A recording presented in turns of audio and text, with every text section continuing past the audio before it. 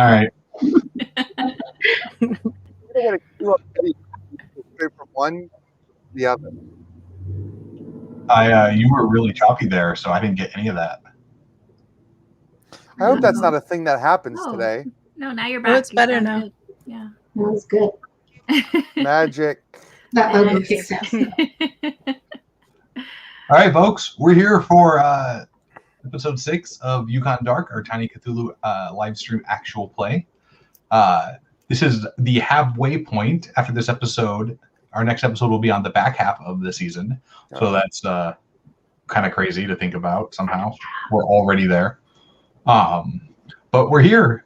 Thanks for bearing with us as we took last week off. A lot of us had some personal life stuff, so it was just kind of had to do stuff.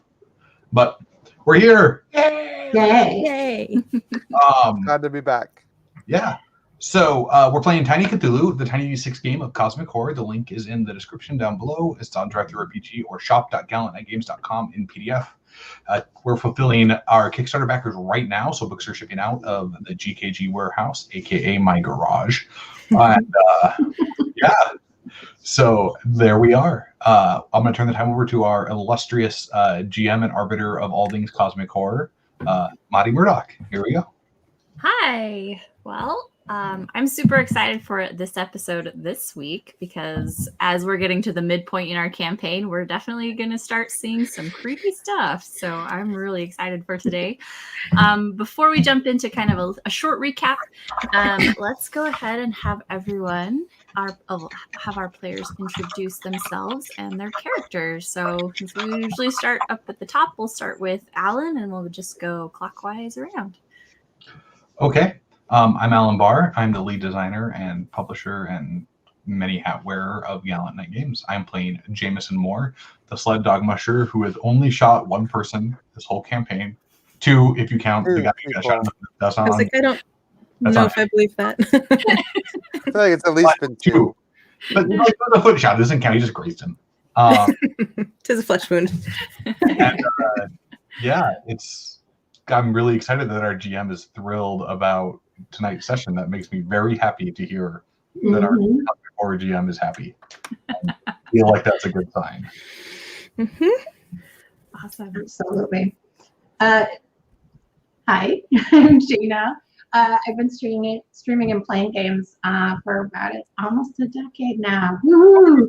I also do freelance game work, editing and some writing and that sort of thing. And I am playing Katie McGraw, who is a fur trapper, trader, and also a burgeoning mystic. So she's had this companion spirit who is in the form of Edgar the Raven with her since she's been a wee child, but she's just discovering that she has what she thought was just kind of unlucky, weird stuff happening that actually is, Jameson called it magic. So it must be, if Jameson said it. We used the M word last time. Right? Yeah, exactly. This will be exciting, I'm sure. I just came off of my little hiatus of having corruption wailed on me. So that was interesting. So I'm super excited to cast magic again. So it'll be great. Awesome. Hi, everybody. My name is Ryan. I'm a longtime writer, designer, player of role-playing games and board games. You can find me on YouTube where I contribute to the channel Man vs. Meeple. We do a lot of board game stuff and board game live streaming, but I am loving this streaming role-playing games. This has been a lot of fun, and I really hope to continue doing this. But I am playing Bailey, Blue-Eyed Bailey. He's kind of a con man. He sort of operates a legitimate financier's office that works completely illegitimately. But beyond that, he is kind of obsessed with finding people's secrets, because when people have secrets, there's usually something to be gained out of that, money or something. And so there are a lot of secrets here in this town. So there's potentially a lot of maybe money or power or positioning that Bailey can do. So we'll see.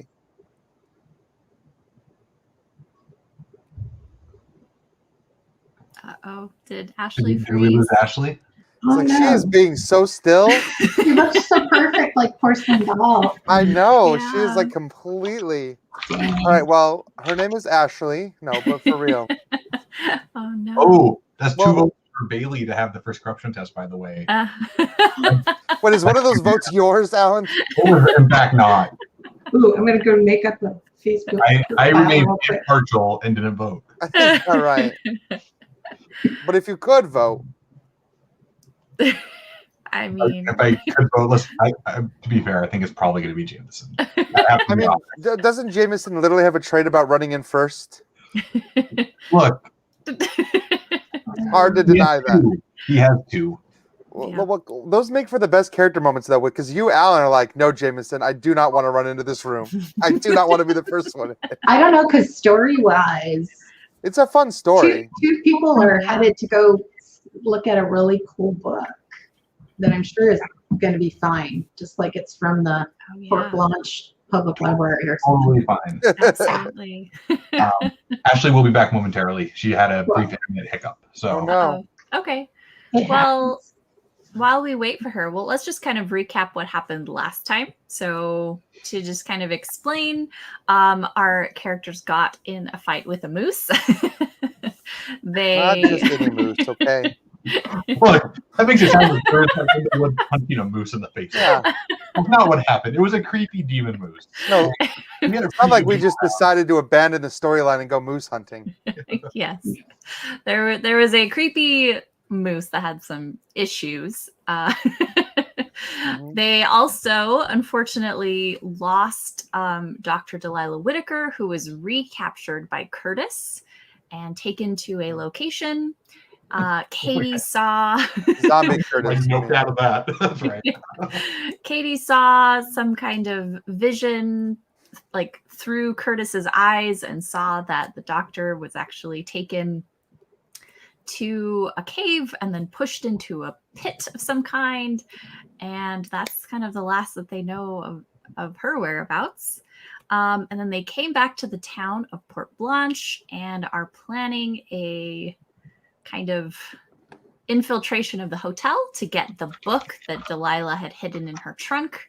But when they got there, they realized that there was kind of a mob in the town as some of the deputies, some of Barden's posse were planning on hanging someone, one of the miners. And so the sheriff was able to convince everyone to put that person in jail rather than string him up right away. And so we're kind of at that point where we have our wonderful characters trying to decide how they're going to come back into the town and potentially not get in any trouble with Barden. Is that remind me, was that where we ended right after we entered and the deputy told us what was going on? We didn't actually go into the town from there, did we? No, the deputy and the sheriff kind of came out because they saw you coming and they kind of told you that Barden was looking for you. They were hoping to maybe throw Bailey in jail specifically because they thought he burned down the church because his whereabouts were unknown during that time and he immediately vanished after the deed was done. So I don't. oh, welcome back, Ashley. Awesome. We were just kind of recapping the story from last week.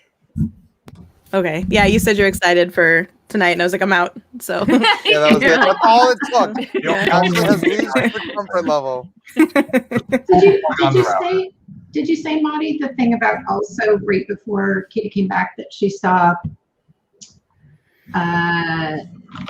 she saw the Delilah, the doctor being led through like the tunnel and Yeah, there was some kind of cave. yeah. There was some kind of cave that Katie didn't actually see the interior of because it was kind of dark. Yep. But Curtis obviously knew the cave well enough to enter it in the dark without light and traverse its tunnels. And then eventually you hear the doctor's voice as she is kind of pushed into some type of pit, and her voice, does the whole doppelganger effect, or not Doppler effect, not doppelganger effect. The doppelganger. There's many of her. That is worse, actually, when it comes to Cthulhu. Yeah. Oh, dang. What Yeah. if it was? That would be- Okay, well, let's go ahead and have Ashley introduce herself real quick and her character before we jump into Yes. the plot. The plot. My name is Ashley. I will be playing Molly McGee. I play games a lot. Sometimes I let people watch them, like on Memory Alpha is another actual play podcast I do using another Tiny Frontiers, another of Valence Properties. Yeah, and Molly McGee is just very much out for herself. So it's a stretch for me, but I've had fun playing with her. So yeah. Awesome. Okay, well, let's pick up where we left off. I think last time you decided you didn't want Bailey to go to jail. Surprisingly. We had a plan that involved Katie shooting from the roof with a rifle, I believe. Yes. Mm-hmm. And Bailey was gonna go and incite a riot or something. Try to. Try to. But then they're not going to hang Duff, right? They're going to put him in jail. Yes. instead? So Duff is now in the jail. The sheriff convinced Barden's men to not string him up right away, put him in jail so that he can await some kind of trial. And the reason that he's in jail is because while the four of you were gone, there was actually a major explosion at the mine. And they're trying to pin it on somebody because there was a bunch of deaths. A lot of the miners were injured and killed. And so Barden's men are saying, oh, Duff was in charge of dynamite that day. So Duff killed all those people. We're going to enact our own justice. And the sheriff said, wait a second. Let's talk about this. That's right. Okay. Cool. So Katie was going to go, I think, to the hotel roof and potentially wait for Barden to come out into the open, right? Yeah. I'm wondering. Oh, I'm sorry. Oh, no, go ahead. Oh, I was just going to say, I'm wondering too that since Bailey doesn't have to now distract the mob for a. Well, I'm still going to go start the riot. You are okay. Oh, yeah. For some reason, I thought that was a Duff thing. Oh, what It's- thing? Because Duff was going to get struck. Yeah, well, he's in jail right now. And so I think we're trying to jailbreak him, right? I We think probably- that was the plan. Will? And We're at least trying to get Barden out into the open. Yeah. And I want allies on our side. That's why I was going to go see who would join our fight. Because now that they've locked up one of theirs, like one of their own, I feel like they're more likely to join us. Right. So you're going to But go we'll see. get the miners on your side, I remember. Right. Yes. That's the whole plan. That's all I've got. So we'll see if that works at all. And then what were Molly and Jameson going to do? we were gonna go try and get the book out of Delilah's room. That's right. Okay. All right. Well, let's go ahead and start with Bailey. Okay. Because Bailey needs to go talk to some miners. So, Yeah. where are you going to go, Bailey? Because Well, obviously, if you're seen in town by any of correct. Barden's men, you'll be in trouble. So Correct. But the most of the miners live at a camp outside of town, right? that is correct. So I'm definitely not going to go through town, but I can, and it's dark. So hopefully I don't have to struggle too hard to kind of just like sneak into the camp, or at least Yeah. come around the long way into the outskirts of the camp. Absolutely. That's very easy for you to do. So I'm not going to have you roll anything, Thank right? you. You can just kind of take the long way around and Mm-hmm. get into the tent town from the back end. Okay. So Right. when I get there into the tent town, I want to kind of hang low for a minute and just like watch people. And what I'd like to do is actually use insightful. Okay. If I can make an insightful test, be just from gauging the temperature. If there are people like kind of grumbling, like or like if there's an anti-Barden sentiment, or just like listening to people's conversations. Is that insight good for that? Yeah, go ahead and roll. Okay. Roll for So I'll get the my insight. advantage. Oh my gosh, sometimes this thing doesn't want to work. I promise I'm not just pressing it over and over again. It really isn't doing anything. All right, actually, there it went finally. 2 5s and a 6. Awesome. So that's good. So you absolutely know the whole lay of the land. Like, let me You just roll over and over and over and over again. until you get really good. You as you approach, right? It's a little bit after sunset. Mhm. It's pretty dark. You have the miners kind of congregating around various cook fires, and as you just kind of approach, they see you, they recognize you. but they know you and they like you relatively enough, so they kind of invite you in, and you start hearing things like mourning the loss of the people that were killed. It seems to you that actually quite a few people got killed. About 75 miners were killed in the mine. Wow. It's no small number. No, absolutely not. They spent most of the day trying to dig out the collapsed tunnel where all of those people were killed. Most of the people were buried and crushed, and so they were really just kind of getting parts of people out. It was really difficult to recognize hardly anyone that was in the blast. You also notice that there are many tents where the injured were taken. Most of them were not really expected to survive the night because of the injuries that they sustained. So you kind of see out of the corner of your eye, like the doctor, the country doctor, just kind of like making his rounds to kind of just check on these people. You're definitely hearing a lot of grumbling about Barden because, again, as we kind of established before, the miners haven't been paid in a little while. Okay. In fact, most of them were expected to leave the town a few weeks ago because it was starting to get to be winter time, and winter generally means that the mine is closed and the town shuts down. But for some reason, the people or the miners didn't quite make it to leave. Like they had planned to, right? That was the initial plan, but they didn't actually leave. And now they're kind of questioning, like, well, why didn't we leave? If we had just left last week or the week before or the week before that when we planned to, this wouldn't have happened. Like, those men wouldn't have been killed in the mine. And why hasn't Barden paid our wages? And then they kind of are like, yeah, maybe that's why we haven't left yet, because Barden hasn't paid us yet. And the more you kind of listen to them, the more you realize, like, it seems like there's something very strange going on. As if like they have intention of doing things like leaving, like demanding pay from Barden, and for some reason they just haven't done any of that. And it's weird for a whole tent town of miners to have just not had I guess their priorities straight or the will to go do this or something. It just seems a little bit odd. They just need a charismatic leader to rally behind. That's all they're missing. That could be it for sure. So obviously, I don't trust the doctor super well because I know the doctor was brought here from Barden. And while he has not given, I think, us any reason to suspect him, I definitely think that maybe he was reporting to Barden. So I will avoid trying to talk to the doctor. Okay. But for everybody else, I kind of want to, start planting those seeds. Like, hey, isn't it awful that Barden hasn't paid you guys? What are you going to do? Are you just going to stand here and let him sit in his, wherever he lives? I'm sure it's some kind of nice manor or something. There's a pretty cushy house behind right. the financier's office that he lives in with his You're going to let him sit in his cushy house having a nice dinner while you guys starve out here. And, you're going to let him imprison one of your own. I mean, there's so many of us. There's nothing that could stop us from marching up there and getting him out of prison right now.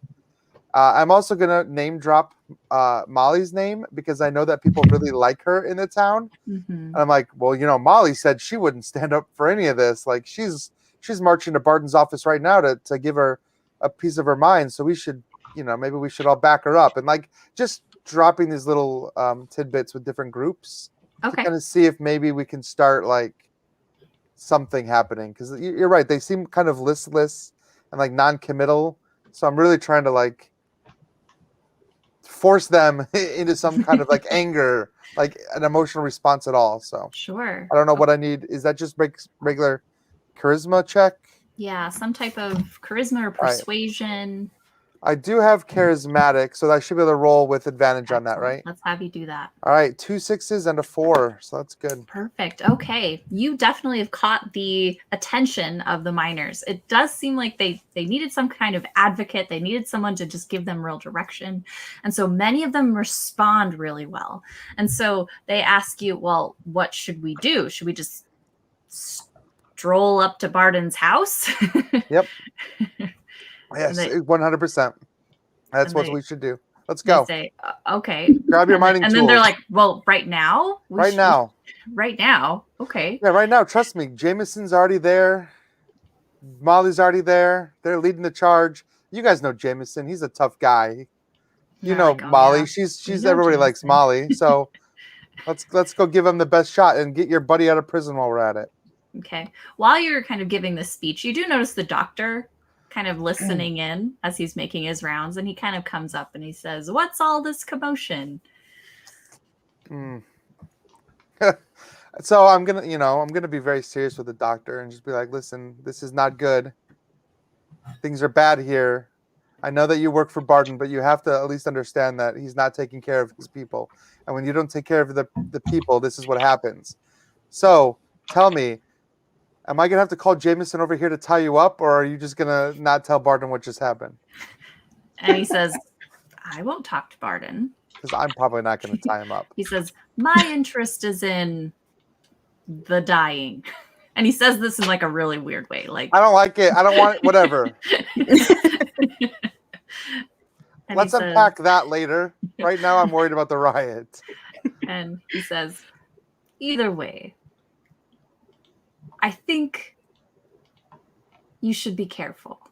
Wait, what did I just say like 15 minutes ago about this guy gave me bad vibes, and now he's like talking about the dead and okay. I'll take your advice under consideration, but right now we have things to worry about.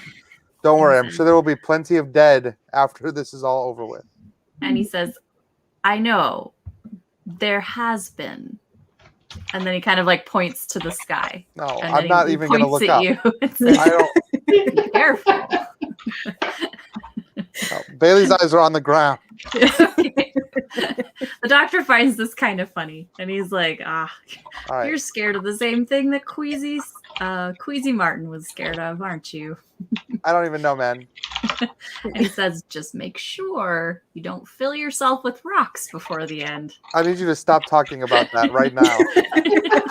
I'm going to go. We'll come back to you. Don't worry. He says, "It'll make you heavy enough, but it won't taste very good." And then he No. kind of laughs and Nope. he walks Mm-mm. off. I don't need that. I don't need any of that in my life. I'm going to pretend like I didn't Sal hear is there though, and Sal any says, of that stuff. "Wait, what do you mean heavy enough?" No, I don't even. This is too much. We'll worry about what this creepy doctor's doing, and we'll worry about the flying sky people after we worry about whatever Barton's up to and your friend being in jail. So And Sal says, "Sky people?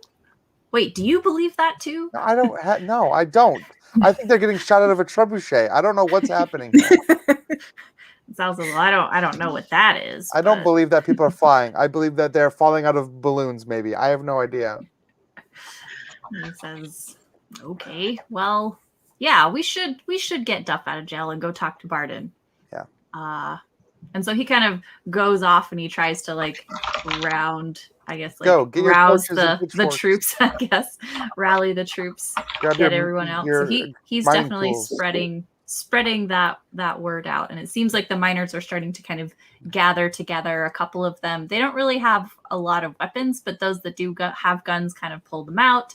Many of mining them start making torches, and they definitely have a lot of mining equipment, like you said, like picks and hammers and stuff like that. And so they're kind of arming themselves with that, planning on going. And you do get a group of about 50 or 60 of That's them enough. interested. Open the gates. Seize the day. Let's go. Awesome. Sal does say to you, "Bailey, wasn't the sheriff looking for you?" Well, yeah, we're going to the sheriff right now, so it'll be fine. He says, "Okay, as long as you're not in any trouble, because it looks like we need you for this whole revolution." Probably going to be in a lot of trouble after this. We'll worry about that later, though. He says, "Okay."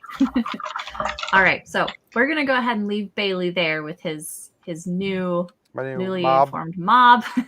Let's go ahead and go to Katie, Molly, and Jameson as you go to the hotel. Okay, so are you sneaking into the hotel, or what's the entrance strategy? Since I have a room there, I don't think we need to sneak. I think we can probably just walk in. Okay. You don't think they're looking for you guys? out of character. Bailey's not around. So. Okay. I mean, you did know that the sheriff was looking for Bailey, and so Yeah. maybe the other people know. But Yeah. Okay. I mean, not much we can do other than try to sneak in as quietly as possible, right? So Yeah, I'm not going to come in and be like, I have returned and like make a grand entrance or anything, but Bummer. I'll just walk in and start to go up to my room, like just okay. my Right. room. But it's I'll actually going to be. pull my hat low and try to be as inconspicuous as I can. Sure. Okay. Connie Caroline actually sees you, and she kind of runs over to you, and she says, "Oh, Miss Molly, where have you been? I was so worried." It's a really long story. I have to go to my room right now, though. I'll be back and I'll tell you all about it. I'll fill you in. But right now, I need to get up to my room. She says, "Oh, okay. That You haven't happened to see Mr. Bailey around, have you? I know you're good friends with him."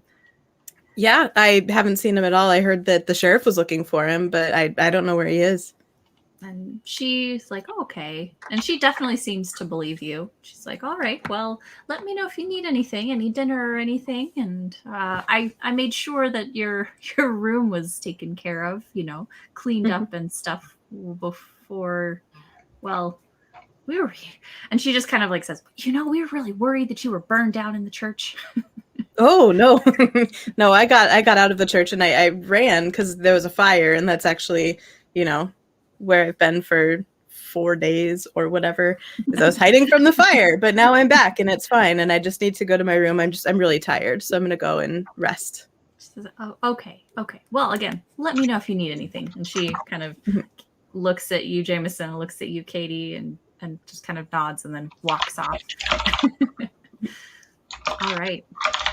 So you're able to make it up to the room pretty easily. Where's after that. Delilah's room in relation to mine? Delilah's room is down the hall. Okay. From yours. So just a couple doors down. Okay. I don't see any need to stop in the room. What do you guys think? We can probably just go. Okay. Stop in your room? Go to Yeah. Delilah's room? Yeah. Yeah. So we'll just go straight to Delilah's room. As far as Katie getting up to the roof, like we can probably part ways here. Okay. All right. So we'll go ahead and have Katie. You have, it's not hard to get to the roof. There is some type of staircase that goes to the top floor of the hotel, and then it eventually does kind of open up to a small, hatch on the top of the roof where you could go up pretty easily. And then Jameson and Molly, you get to the door of Delilah's room, and the door is locked. Mhm. Katie, you have a question? Just a quick question. Sure.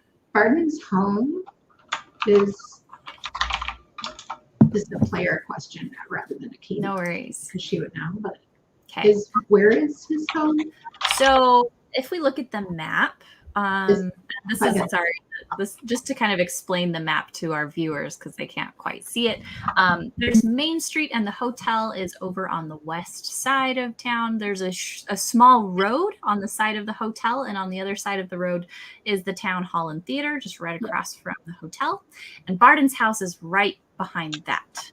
So it's kind of one building over. Okay, cool. So it's not the one that's housed by the general store. It's like no. Oh, perfect. No, it's the one that It's says across from that. Barden's Company House. Yep. Oh, gotcha. Yep. So it's actually quite a nice home. It's a 2-story home. The hotel is 4 stories, and so it's actually quite big. And so from the roof, you absolutely can see over the town hall and theater to the house. The Barden Company House does have a bunch of lights on inside. And so you can kind of see as people kind of walk past a few windows, none of which you can really discern because there's curtains across the windows, but there are definitely people inside there. You can also see the front door is on the south side, right in that alley between the bank and the company house. I think that Katie wants to clarify before she even peels off, because it was going to be Jameson, but she didn't want to part from her awesome. Yeah. So it's like Jameson, I'd shoot if he flies or something, right? I mean, I trust your judgment, but I mean, I'm kind of the mind of just peg him until he's dead. She's gonna look at her gun and like do the big and tentatively offer it to you. I ain't no good with a rifle, and trust me, killing a man ain't that hard. You need to do it real quick. So I shoot him regardless. Shoot. Like if he does anything that seems kind of smells funny. Yeah, if he smells funny, looks funny, walks funny, just shoot him.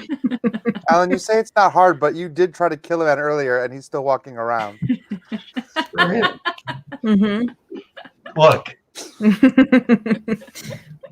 we don't need to bring up my character failings.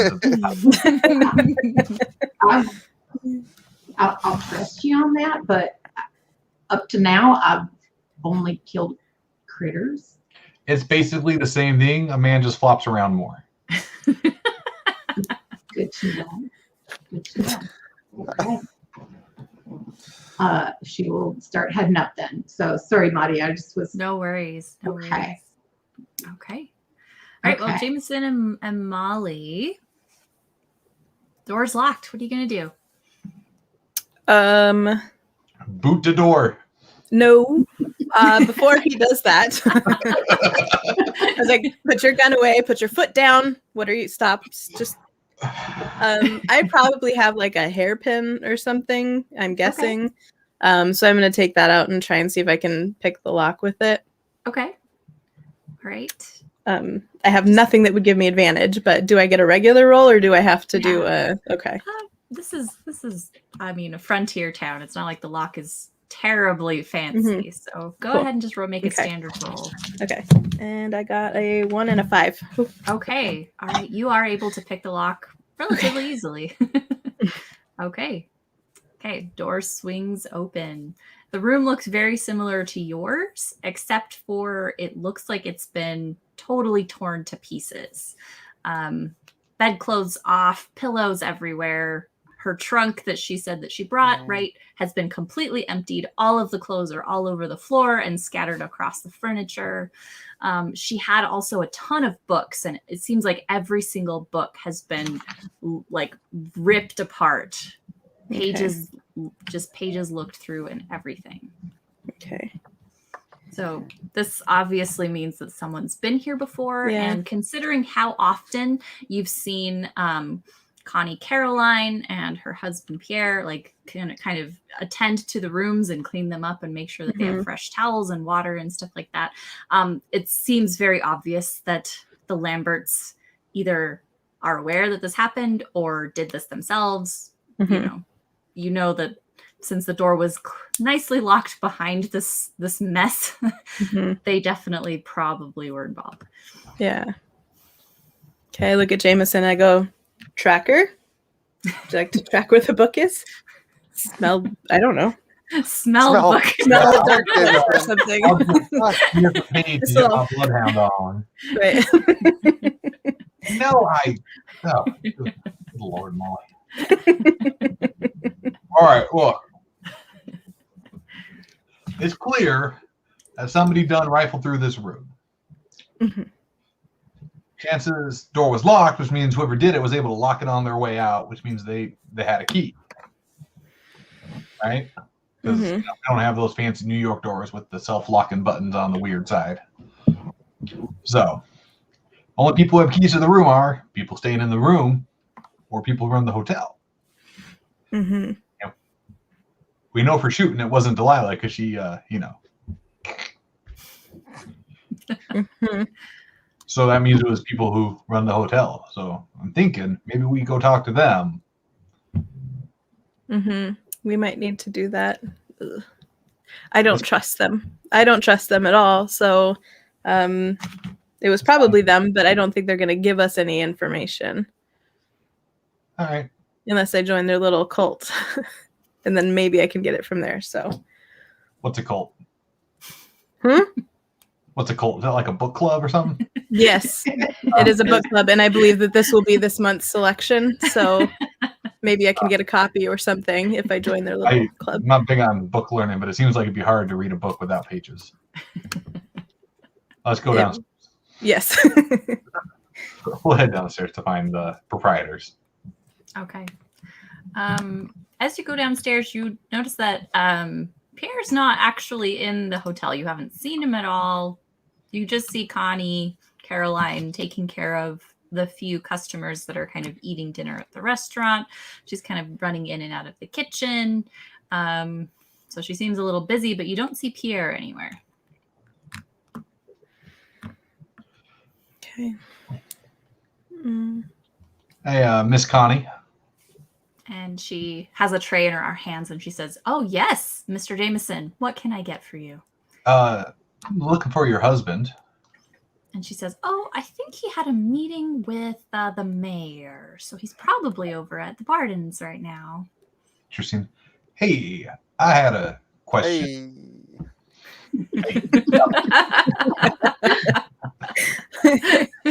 I had a question. It appears that somebody has rifled through Miss Delilah's room. She sent us to pick up a book for her and gave us her key. And she says, "How would you know that?" Just said, she gave us a key and we went into her room. She gave you a key and you went into her room. With her permission. Where is she? I didn't see her with you when you came into the... Yeah, she's up at Katie's cabin. We rode back into town to get her some stuff she asked for. She wasn't feeling up to making the trip. She got hurt. Oh, she got injured. Oh, I'm so sorry to hear that. How did that happen? Damn shame. Fell off her horse or something. I don't remember. Her horse? Oh, There was a moose attack as a whole thing. a moose? Oh my goodness. Yeah. Now, anyway, as you're talking to Connie Caroline, you're starting to realize that she believes everything that you say. She's always been really nice and well-meaning, and you're starting to realize that's because she's just really just a nice person. Like, she has like no guile whatsoever. So she's just like, "I'm so sorry to hear that. Is there anything that I can do? Do you need me to send for the doctor to go with you back up to Katie's cabin?" And then she's like, "Oh, where is Katie? Didn't she go upstairs with you just a minute ago?" Yeah, she's getting some stuff out of Molly's room for Molly, I guess. I'm a terrible liar. Just by the way. I'm not good at this. Jameson is bad at this. And she says, "Well, you know what? My husband did go into Delilah's room, said that he was looking for something for Barden. I don't know what it is. He didn't exactly tell me, but he said it was really important. And so that might be what we're looking for. So I appreciate the help. And we're going to go to Mayor Barden's house." And she says, "Okay. But like I said, Barden's looking for your friend Bailey. So if you don't have him with you, you might get some questions about that." Well, we're prepared for that, and I appreciate the forewarning. And she says, "Okay, well, if there's anything else I can do for you, I mean, let me know." Well, it's mighty appreciated, Miss Connie. Thank you. She says, "Of course. And I hope that Miss Delilah, it feels a little bit better soon, and she can come back and join us in the town again." Uh-huh. Yep. Yep.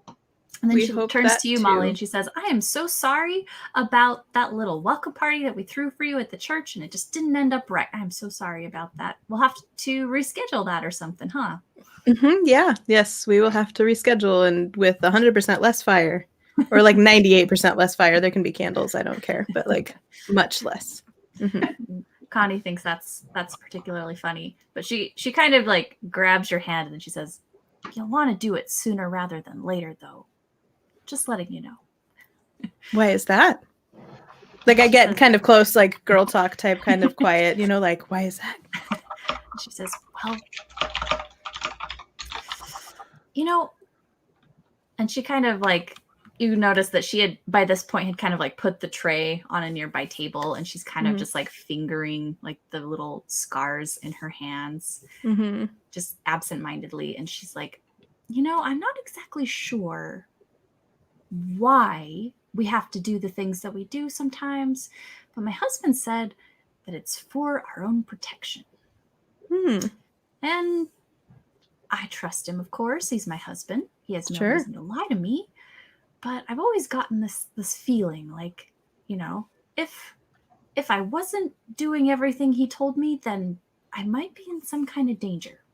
I don't know what it is. And I've never actually seen anything dangerous, but sometimes I just feel like there's something out there.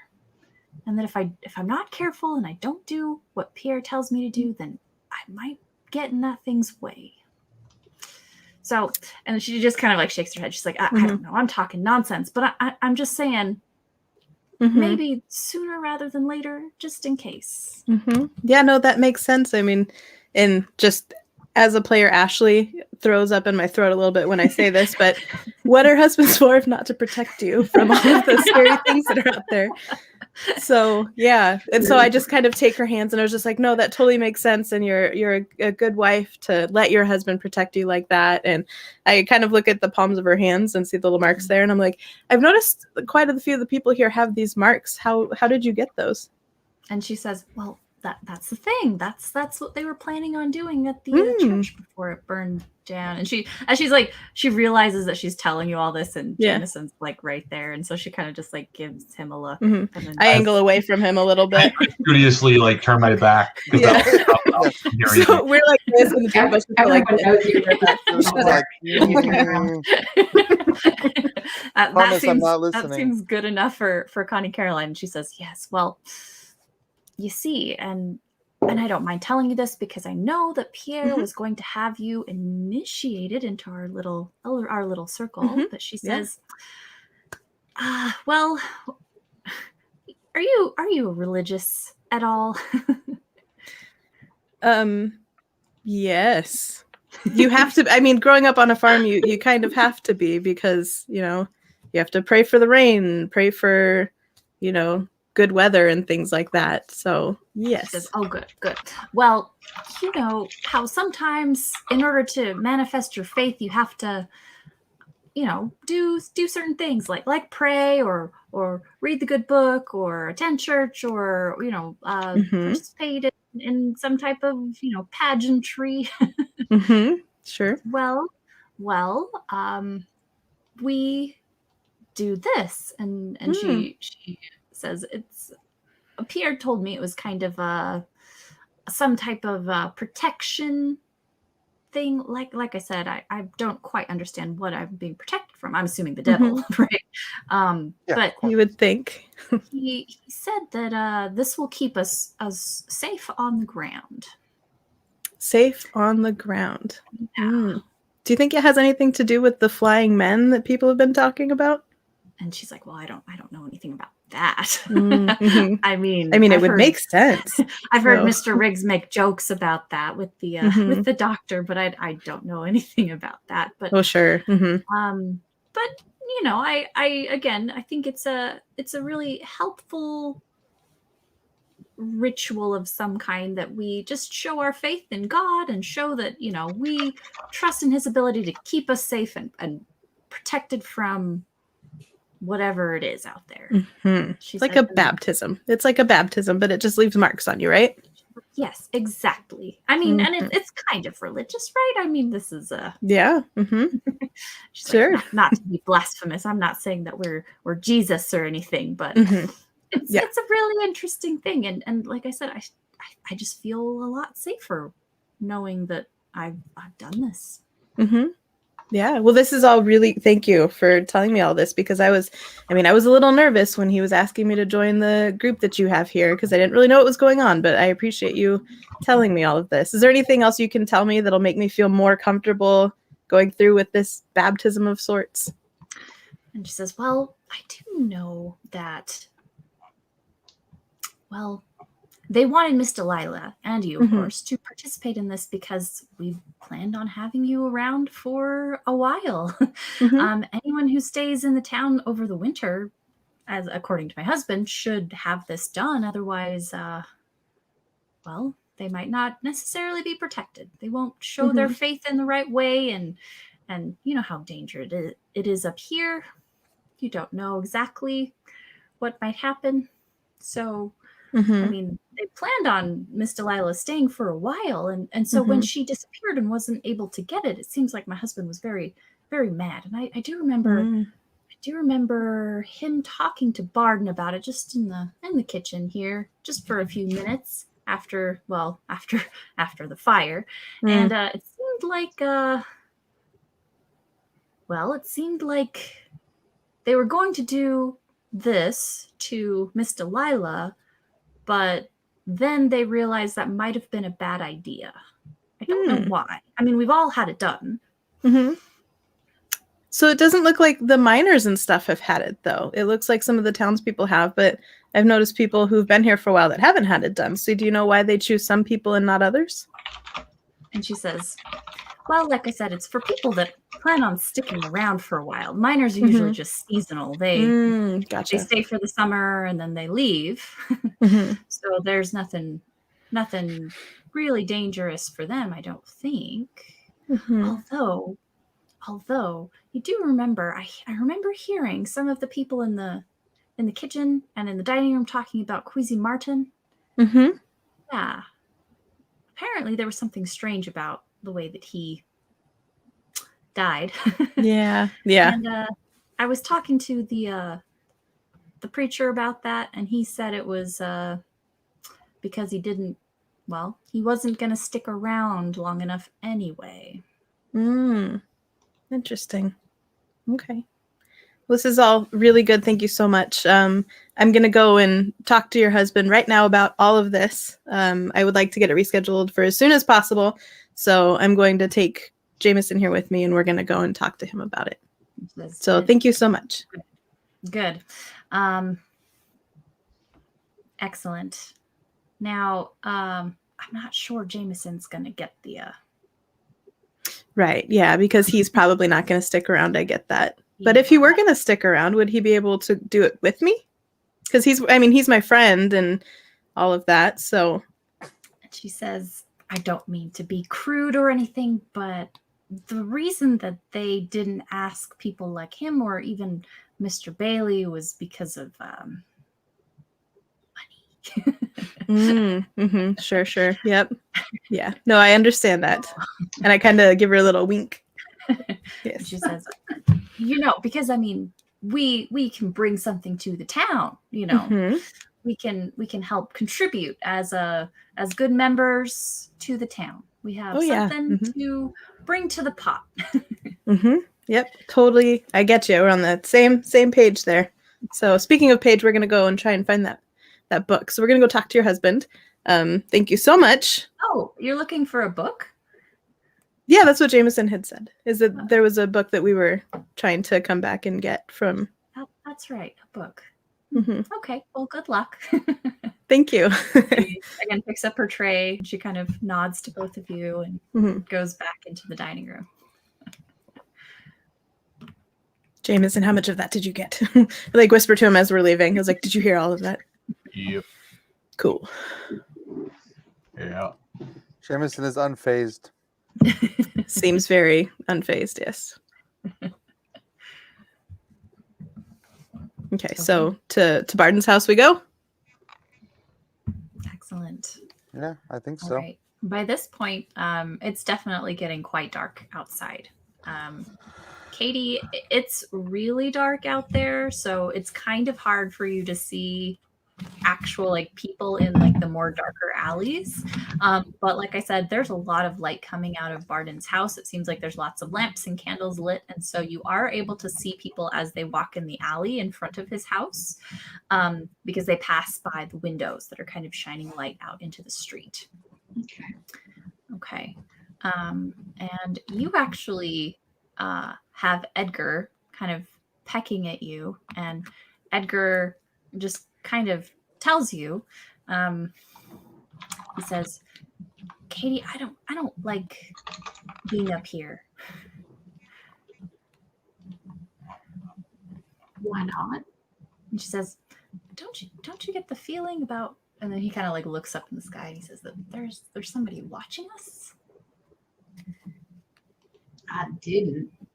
Not till you said something, but you feel somebody's watching us?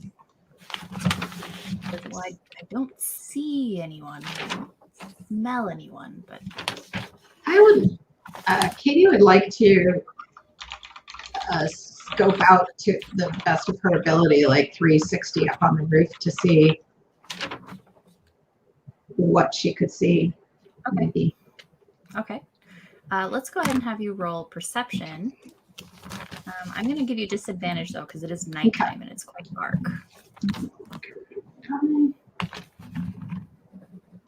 I got a 6. Okay, excellent. All right. You don't see anyone really, or anything, not anyone, anything up in the sky. But you do notice that there's actually quite a bit of cloud cover. And so even though there's a little bit of moonlight kind of coming down, it's still quite dark. However, you do notice that over kind of on the edge of town, in the tree line, a little bit up the mountain, just in the direction that you all came from, you actually notice that one of the trees that you've passed regularly looks a little taller than it usually does. And the only reason you'd notice this is because you've traveled up and down that mountain road up into the forest quite a few times. And so you're quite familiar with the tree line and how that looks. And so just one of the trees nearest the town looks just a little bit taller than you usually remember it looking.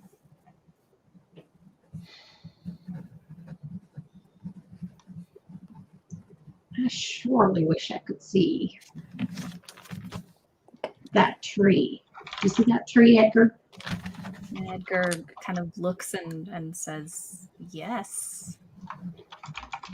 So I would like to do. You said I've seen the tree before. Is it something that I would have seen close up? Yeah, because my cabin's kind of up that way. So Yep. I would like to astral travel. Okay. So she doesn't know that's what she's asking to do, but it's like she's really like intently looking at that treetop, and he is certainly right that now that I look at it, like it seems very suspicious. And so I would surely like a better look at that tree. Okay. So astral travel is a test I do with disadvantage. It's page, I want to say 58, in case that helps. Okay. Excellent. And All so, right. So it's a spell that Katie knows how to do. well, we'll see. I think it's once again, like this has been happening where if she's very intently thinking about something, or if she gets upset about something, things happen. So, yeah. So Excellent. we should try that with a disadvantage. Yeah. Okay. I was like hoping I would have failed that other roll because I just rolled a 1. Because I knew that would happen. I was like, don't roll well on like initiative or. Don't waste it. Don't waste the luck. Yeah. So that is not going to happen. I don't know if you want to, like last time, if you want to talk about what you think that looks like before I decide, or if I just. Okay. Sure. So, basically, I think what we're going to go ahead and have you do is we'll just have you have tried to do it, and just for some reason it just doesn't work. Okay, so we're going to have you make a separate corruption test just because you tried it, and then we'll kind of decide. Okay.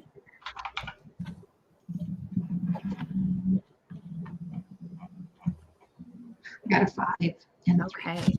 All right. So you're fine as far as corruption goes, but you kind of were able to just at least not exactly like travel out of your body to that location. We're going to go ahead and just say that you just felt blocked for some reason. Like there's just something that's preventing you from doing this. Like sort of, I would think almost uncomfortably blocked. So it's not that it just like, cause but it's almost like, I don't want to say backlash, but. Yeah, it definitely feels like something that your just subconscious mind is kind of shying you away from. Awesome. It feels also maybe a little bit familiar, like maybe you've seen or approached this thing before. And so that's why there's just something in your mind that wants you to stay away. Wow. Okay, cool. That's, you feel that, Edgar? And Edgar says, yes, it's like the shadow we saw on the cliff yesterday. It is exactly like the shadow that we saw on the cliff. I wonder if possibly we should go report this to someone. Jameson, maybe. Edgar says, as long as we're not up on the roof, and he kind of just like that would kind of have to happen for us to go report it. So if it's not entirely like we're leaving our station, Jameson would have to, surely understand that. But this is important information. So yeah, they're gonna kind of collect themselves and go back downstairs. Yeah. Okay. Try to find those guys. All right. So let's go ahead and have, let's see. By this point, let's have actually Katie come down just as Molly and Jameson, you are finished with Connie Caroline. So you're all kind of just like meeting right at the door of the hotel. Okay. What are you doing down here? Well, there's something up there in the mountains. There's that tall pine right off of the Wolf's Paw Trail, Jameson, up in that there part of the mountain. That tall pine, well, it's a mite taller, like a lot taller. And Edgar said first, but I have to agree, it was watching us.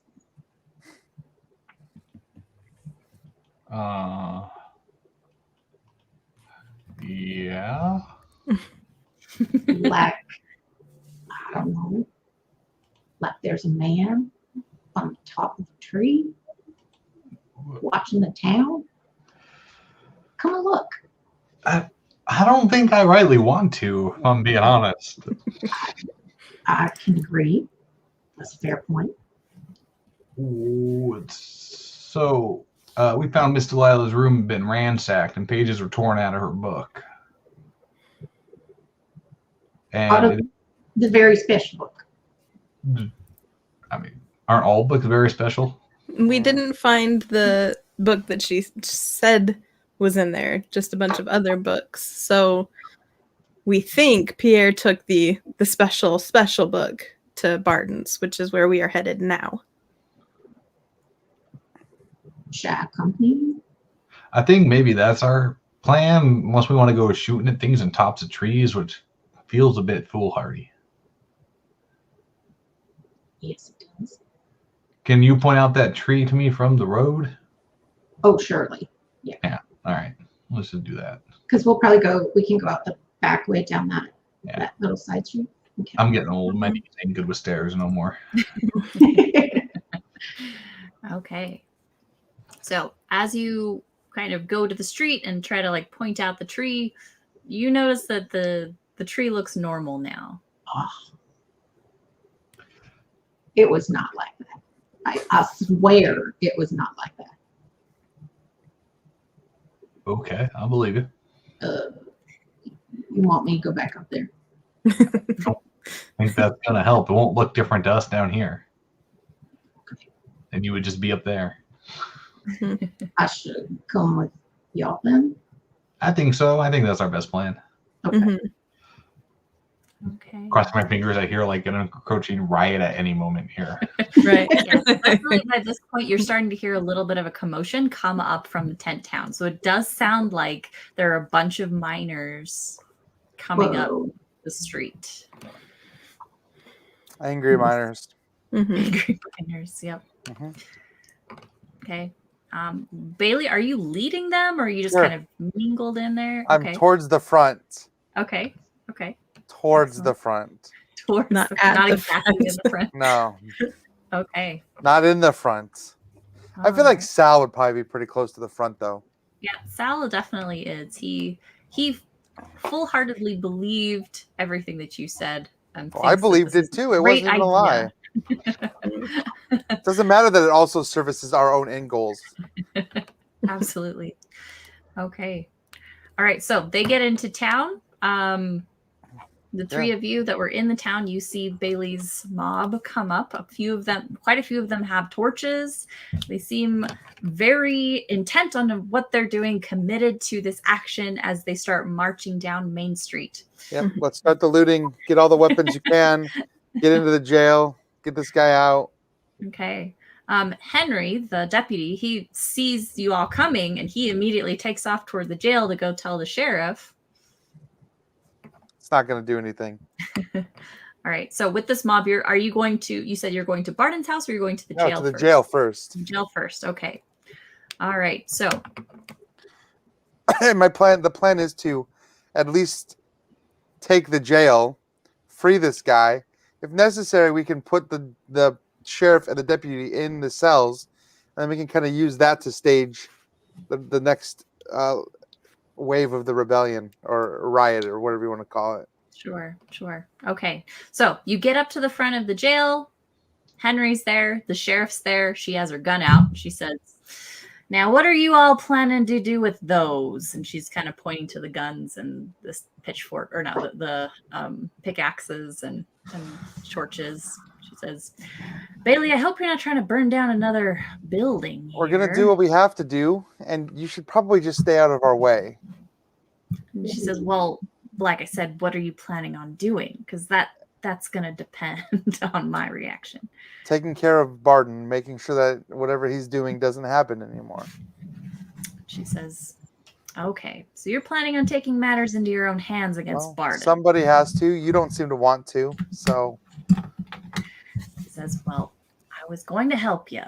Well, great. This is what we're doing. We're doing it right now. Help away.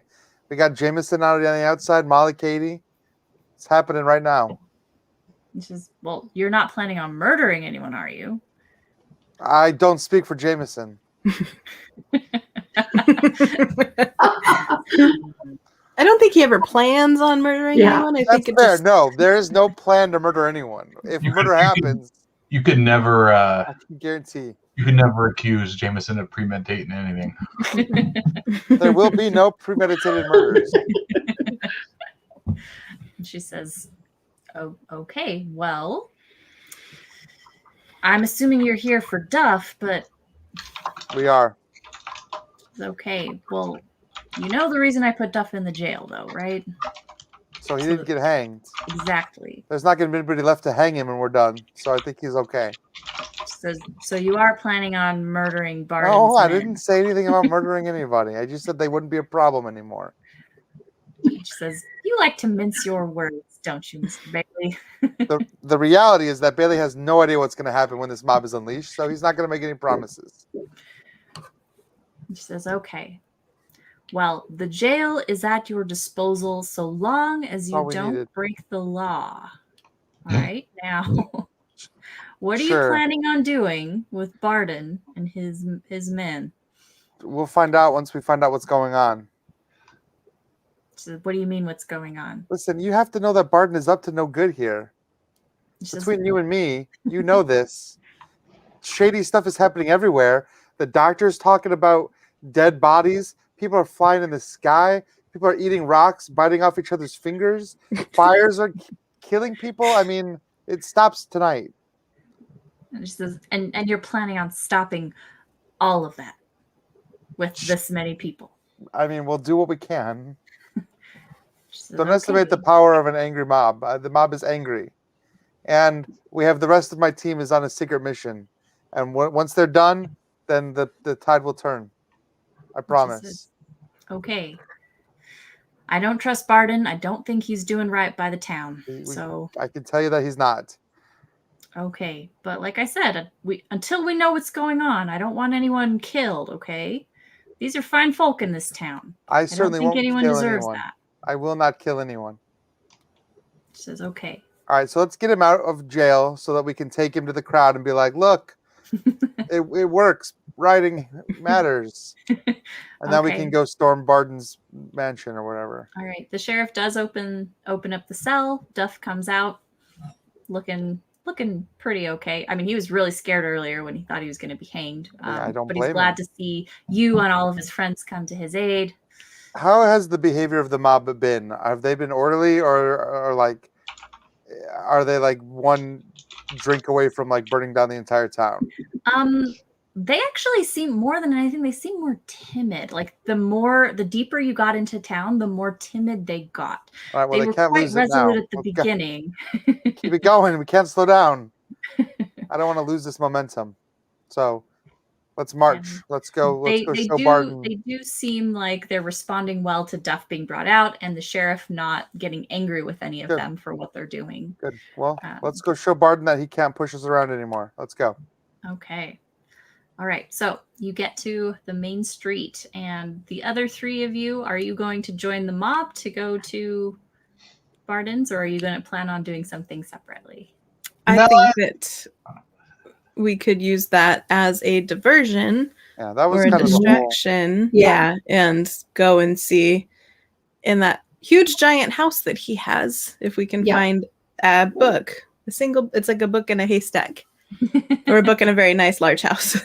And remember, Bailey still thinks somebody's up on the roof with a rifle ready to take Barden out. So yes. Absolutely. Okay, well, we're going to take a short break then before we confront Barden at his house. So we'll go ahead and be back in about 7 minutes. Okay.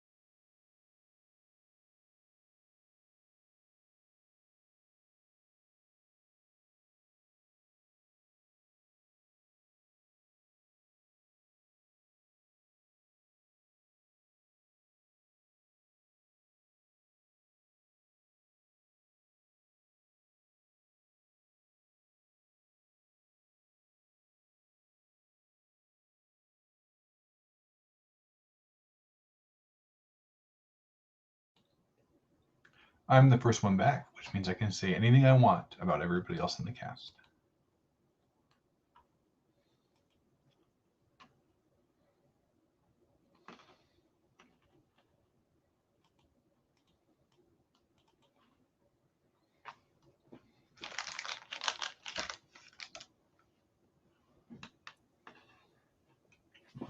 I'm back. I am back as well. Heard everything you said while you were here. Oh no. I regret everything. I'm eating Pocky. Pocky sticks, right? Yes. Pocky is good. Mm-hmm. I love Pocky. I mean, I grew up eating it. So Is that the correct pronunciation? that's how Japanese people say it. But I mean, it's spelled Pocky, Right. like in English. So I don't. Yeah, think but people should say it that way too. The Japanese pronunciation of PO is different than in the English. I mean, that's probably. Yeah. All I know is I love it. The strawberry covered ones, so yeah, good. Those are so good. They really are. I could eat that all day. I remember when I was young, like the only place I could get that was like Suncoast Video, and I don't even know if people remember Suncoast, but they had like a whole anime section with like Japanese snacks and stuff. Yeah, that was me in high school, Jameson. I mean, Alan, we're not on camera. What was that? 90s? Yeah, when I was in high school in the 90s, yes. I was, but not early 90s, late 90s. I graduated in the 2000s. I wasn't even in middle school in the 90s. That's awful. That's terrifying. Yeah, I did that in the 2000s when I was in middle school. So we go and get like a lamine soda, right? Like the marble thing over at Suncoast. Man, I miss Suncoast. Those were the days. Yeah. Buying my Dragon Ball Z VHS tapes for like $10 a pop. There's like 3 episodes on one. Which is like nothing. I mean, that's like barely a drop in the bucket for Dragon Ball Z. You know, anime fans don't even know how well they have it these days. I can literally get on my anime apps and watch brand new anime from Japan the next day. Mm-hmm.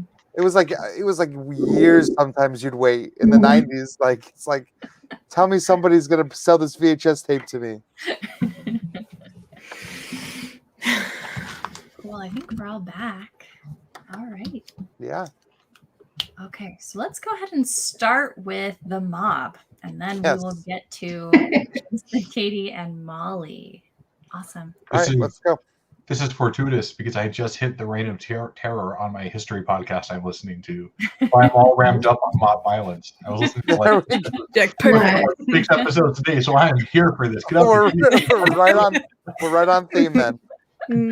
Excellent. Okay, so just to kind of explain the scene again to our viewers, there is the main street, and on Main Street is the bank and the financier's office, and behind that is a small alley, and on the other side of the alley is Barden's house. And so in order to get to Barden's house, you just kind of have to go around the bank, and it's right there. But it is kind of a narrow alley. It's probably big enough for a horse and a rider to go through relatively easily, but definitely not large enough for any type of like cart or carriage to go through. And so you're basically almost like right up against the house as you go into the alley. There isn't like a deck or anything. It's just a house, and there's the door right there. So I'm assuming the mob just kind of gathers in front. Yeah. And do you knock on the door, Bailey? Yeah, let's demand justice. Okay. Pound on the door. Right. So you open the door, and Barden doesn't actually enter the door. One of his shall we call him posse, opens the door and says, "Bailey, we've been looking for you." I've been looking for you too. I'm just gonna like push through. Push through. Okay. Like he opens the door, we're in. The door's open. All right. We're all with him, right? No, I think whoever wants to join the mob, but whoever wants to sneak should sneak. And I don't know for the 3 of you, I don't know who's doing what of that. I think Molly was sneaking. I would sneak with Molly to try to the window or something while they're all storming the castle. If all y'all are sneaking, I'll stay with Jameson. He knows he doesn't get like knifed in the back or something. Wait, you are Jameson. I know what I said. That's what I said. I'm sticking with it. I meant Bailey. Yeah, I mean, I feel like Jameson's better with an upfront confrontation than being wasted sneaking anyway. So Okay, so yeah, let's do it. Let's search through. Let's just go. So you just break into Yeah. the house. Okay. You enter what appears to be some kind of parlor. It's quite well furnished. There is a roaring fire. There's also a bunch of men sitting around, and these are other members of the posse. And they're actually all pull out their guns and they point to everyone that's trying to like push in. And so Bailey, you push in, and Jameson, you kind of push in. And there's also a bunch of miners that come in after you. But again, it's not a huge house. I mean, it's quite nice, but only maybe about 10 or 15 of you can kind of push in before, the rest of them are kind of stuck outside in the alley. And they all look at you with their guns, not exactly pointed at you just yet, but they're just kind of saying like, what's the big idea? What's going on here? Is Barden in that group? Barden is not inside here in this room. Okay. Well, I'm gonna say Jameson's probably up there with me, but put down the guns. You can't kill all of us. This is not gonna go well for you. All we're here for is for Barden to answer for what he's done. And they say, what do you think Barden's been doing? He hasn't been paying people. He hasn't been feeding people. He hasn't been taking care of this town. I'll tell you what he hasn't been doing. I don't know what he has been. Viva la revolution! Yeah, that's all I mean. Okay. The kind of lead posse member who did open the door, he says, now, Barden's a man of his word. If he says he's gonna pay everyone, he'll pay everyone. No, he will not. He has no money. He has no money. He has no gold. He has nothing. And as you're kind of saying this, the miners are like, yeah, we haven't seen, a paycheck in however long. It seems like months. And so they're really angry.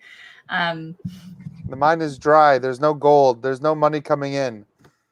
There's people literally being pulled into the sky and dying. This is out of control. Are we sure we want to pin that on Barden? Like, is that the I time? don't care. I want the people behind me to be angry, okay? And Right. the posse man says just like, you think Barden's pulling people into the I sky? have no idea, but we're here to find out, and Barden better come confront us. He says, are you drunk, Bailey? Do I need Not to get the yet. sheriff to put you in jail where We you have the belong? sheriff. Let's do this. And he says, well, I don't see the sheriff. Where is the sheriff? Did she not come with us? She didn't come with you. She said she wouldn't stop you, but she stayed at the jail. Yeah, where is the sheriff? She's not coming, that's for sure. She's letting this play out because she believes that Barden has done something wrong. And all of you are complicit. So, are you going to kill every single one of us? And I guarantee Jameson can shoot at least 3 of you before you even pull the first trigger. Wait, what? I just assume. volunteering his gun. That might not be a. Don't. You're right. Checks I can't cash. Okay, well, you There's can a lot probably of get at buses, least- and you're throwing a lot of people under them right now. Like, You there's, get at least- you're psyched. get The at least sheriff's one with of It them. really is like the French Revolution. Crap. You'd get at least one of them, I promise. Okay, while this is going on, Molly and Katie, what were your plans on sneaking? What exactly were you thinking of doing? I think if we were to go around and kind of look into the rooms to see if there's another door, but make sure that nobody's in the room before we sneak into it. If there's like a room that looks like a library type room or a place they would do rituals or witchcraft of some sort, if they had a witchcraft room on the Yeah. first floor somewhere. Every we good could mansion see- should have a witchcraft room. Right Yeah. next to the solarium. Right. Okay. Well, you're definitely able to kind of like shove inside of the house with the mob, and in the confusion, you're able to kind of sneak away. There is Okay. the ground floor is kind of not exactly open layout. It's actually quite connected, where like the parlor leads into the kitchen, which leads into the dining room, and etc. But you're able to kind of just peek around really quickly and see that there's really no one here on the ground floor. So there is a staircase that leads to the second floor, though. Okay. There's also what appears to be a staircase going down into a basement. I feel like the basement is where I don't want to go, which means that's probably where we should go. I agree. So You mean the creepy basement in the Lovecraftian horror game? yeah. Okay. And you're sneaking, so I'm gonna have both of you roll some type of stealth roll to see if you can go unnoticed. Cool. 5 and a 4. 5 and 4. Excellent. Oh, nice. Okay.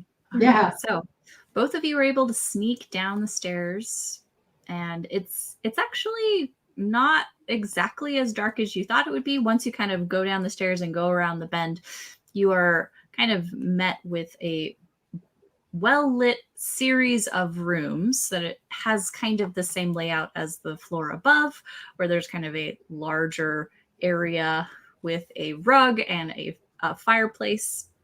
Not a fireplace, sorry, a stove, a wood stove down here. And there's a bunch of shelves, but there isn't anything on the shelves. Okay. And then the next room kind of past that, you notice that there's just a door between this room and the next room, and the door is just a little bit open. And there's definitely light, and you can hear people inside of that room. Okay. I will sneak up and kind of try and peek in without opening the door, because of course it's going to be creaky and they will hear me. So I'm going to see if I can see through the little crack. Okay. As you look through the crack, you notice that there are a couple of people there. You can absolutely see someone that looks like Pierre Lambert, right? You can kind of see like the side of him. You also see the preacher, and you kind of can see maybe like a pair of boots that probably belong to Barden because they look quite nice, but you can't exactly see him in that kind of sliver. It seems like the preacher is up kind of walking around doing something in the room. As he passes the crack a couple of times, you notice that he has something in his hand. You couldn't really quite get a good look at it, but he is holding something in his hand that he's kind of waving around. You also see Pierre, and he's kind of kneeling over something on the floor, and you don't know exactly what it is. But whatever they're doing, it seems like Barden just kind of sitting like he usually does and just watches them do whatever it is that they're doing. Okay. I want to motion to Molly. I've got my rifle ready.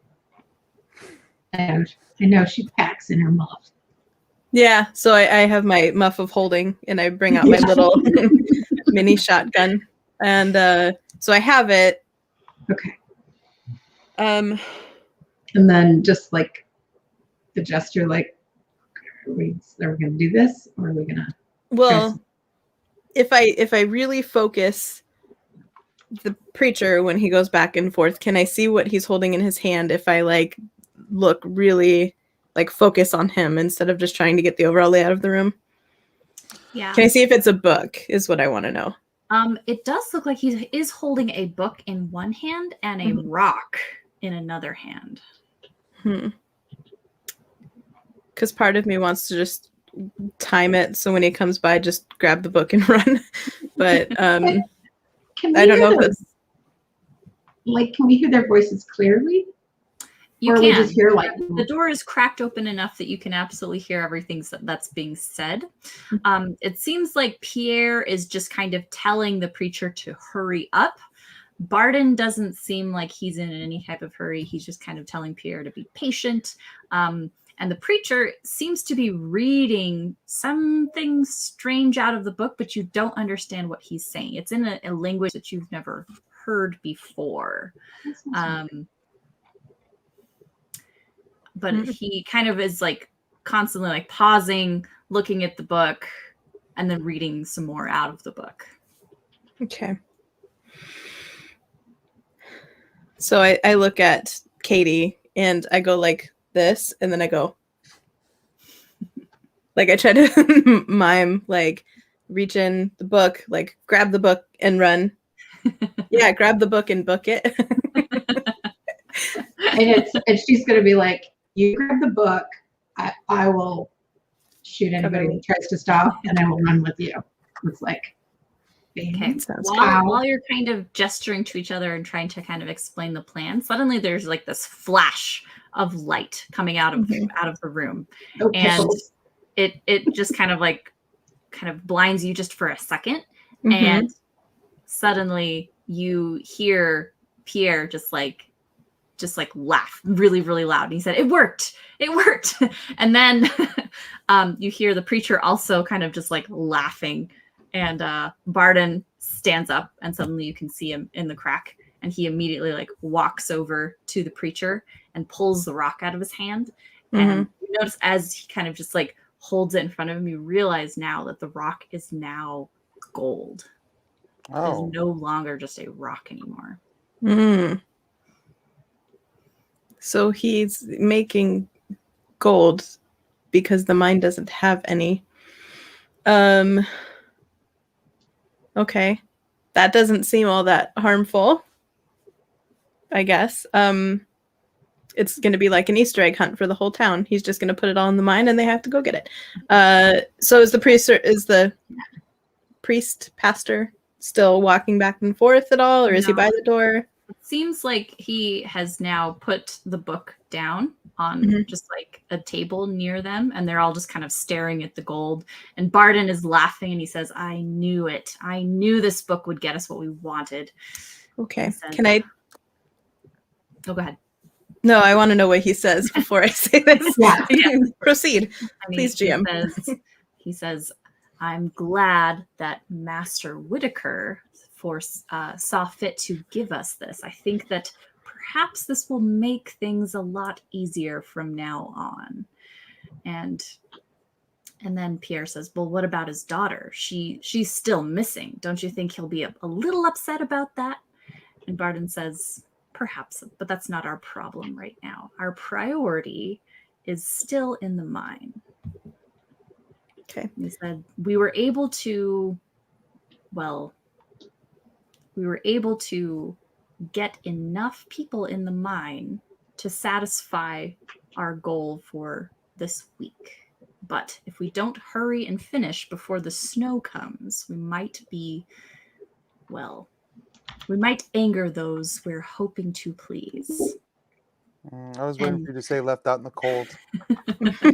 And Pierre says, yes, we don't want to do that. And the preacher says, but surely we can't just kill all of them. There's just so many. And then Pierre says, well, that was the plan all along. And Barden says, and he kind of like holds up the gold and he says, this will make it so much easier. Okay. So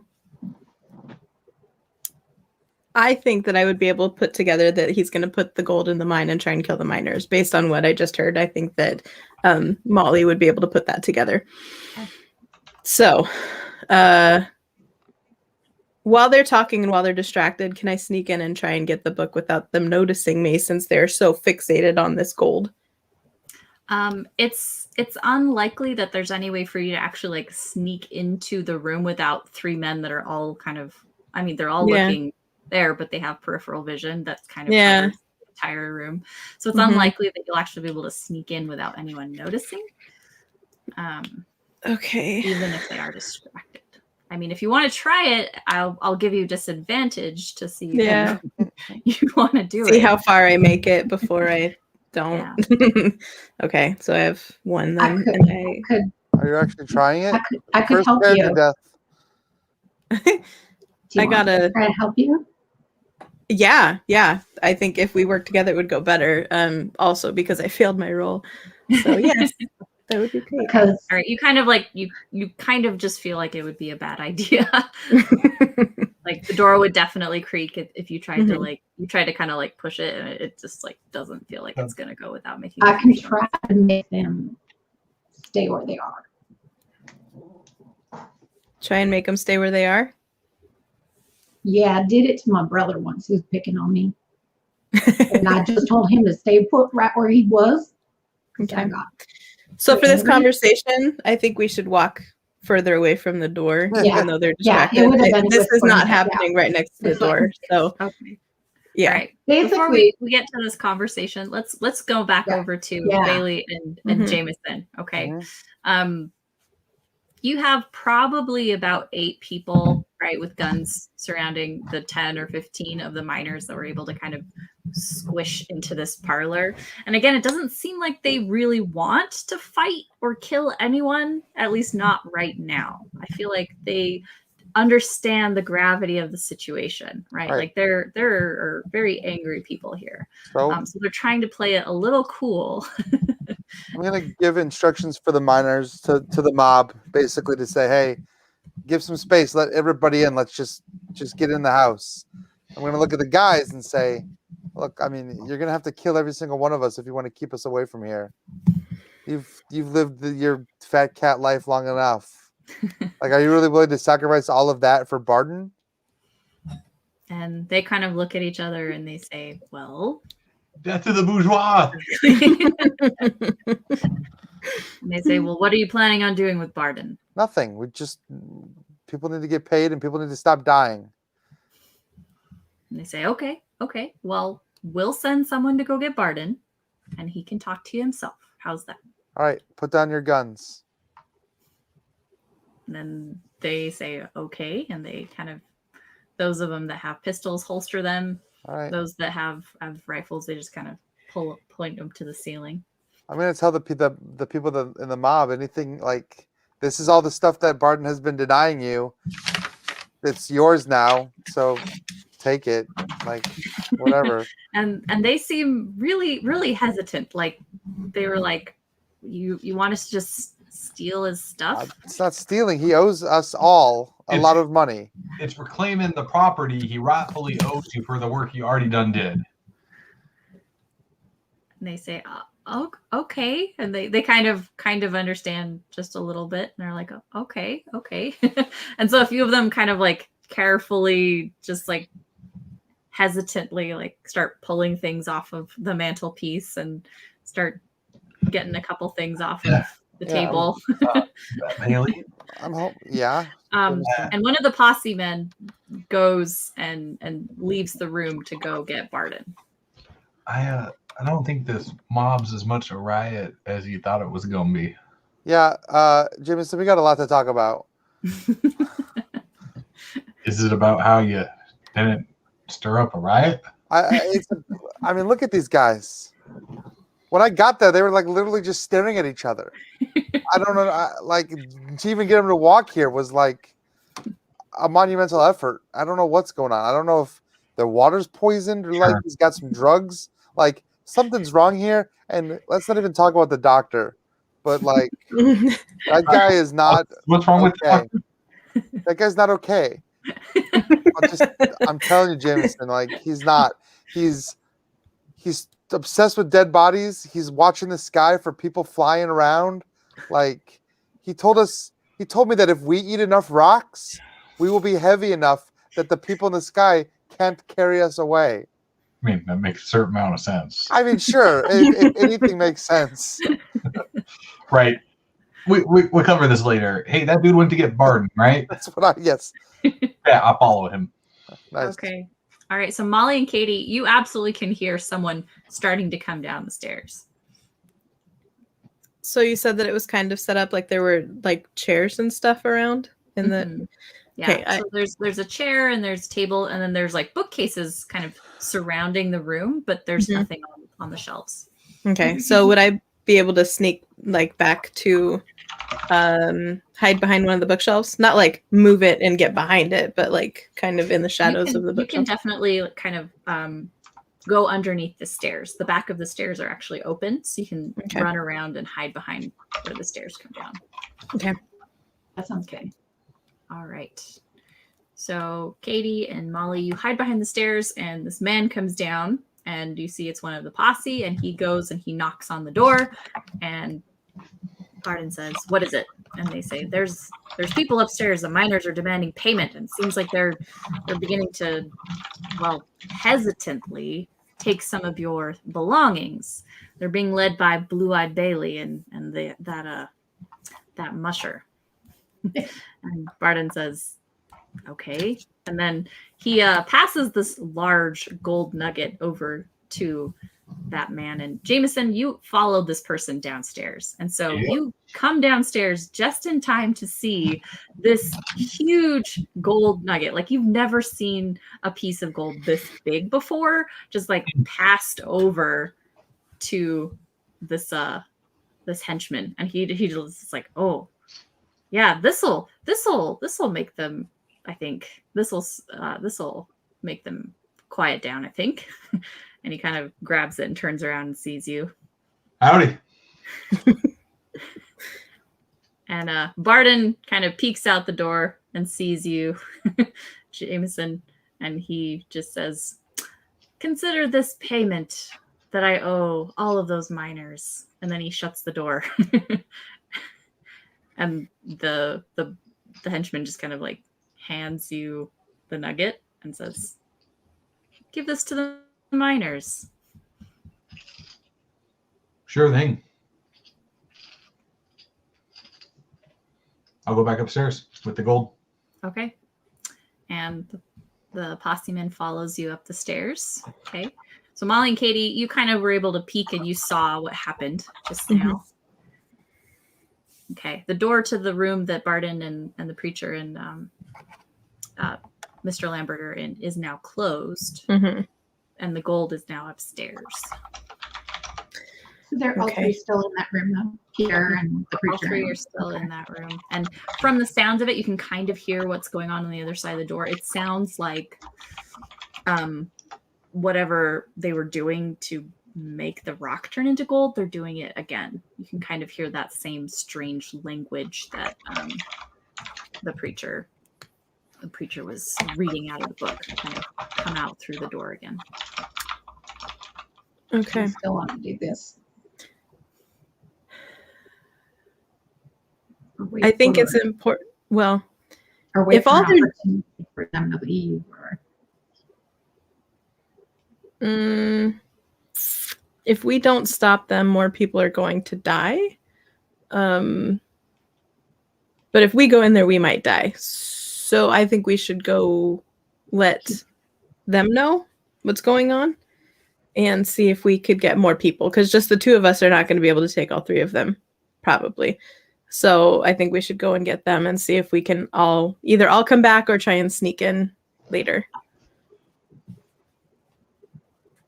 Yeah. Oh my goodness. So I come up holding the big old nugget of gold. Yep. And it's quite heavy. And so as far as you can tell, this is real.